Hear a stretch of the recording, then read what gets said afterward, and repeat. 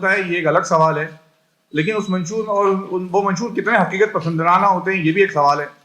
لیکن آج ہمارا موضوع یہ ہے کہ اس منشور میں اس نوجوان کے لیے کیا ہے جو اس وقت اقوام متحدہ کے مطابق 64% کی تعداد ہے ہمارے پاکستان میں نوجوانوں کی، اور کچھ رپورٹس کے مطابق اس سے زیادہ ہے.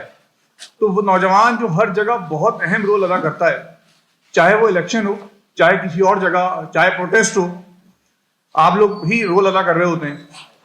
لیکن کیا اس نوجوان کے لیے، جو نوجوان سڑک پہ نکلتا ہے یا نوجوان اس وقت ووٹ ڈالنے جا رہا ہے، اس کے لیے سیاسی جماعتوں کے منشور میں کچھ ایسا ہے کہ جس کی بنیاد پر نوجوان جا کے بات کرے اور اپنے اعتماد کے ساتھ جا کے اس سیاسی جماعت کو ووٹ ڈالے کہ اس کا مستقبل اس کا محفوظ رہے؟ یہ آج ہمارا سوال ہے. سیاسی جماعتوں نے مختلف منشور میں اپنی باتیں کی ہیں، جس میں معیشت بھی ہے، جس میں وومن امپاورمنٹ ہے، جس میں یوتھ پاورمنٹ ہے،